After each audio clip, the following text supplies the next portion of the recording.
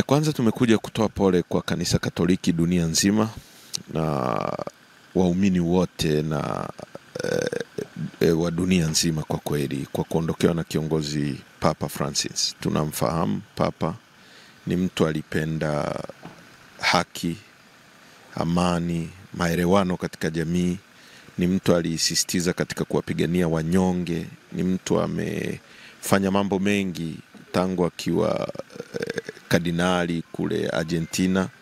Ni mtu ambaye ni wa mfano, ni mtu ambaye amekula na watu wanyonge, amehusika hata kuwasafisha miguu, ni mtu aliye wanakuambia hata katika maisha yake ya upapa aliishi maisha ya kawaida kabisa, hata mavazi yake yalikuwa ya kawaida.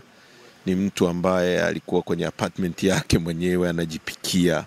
Kwa ni mtu wa mfano sana duniani, na kwa kweli ni mtu ambaye alisisitiza pamoja na mambo ya kiroho, lakini alitaka watu waishi duniani hapa kwa kupendana, kwa kutendeana haki, kwa kuheshimiana na kwa kufuata misingi yote ya maelewano duniani. Ni mtu ambaye amejaribu kusuluhisha vita nyingi sana, hata kwenye ugomvi kati ya Israel na Palestine.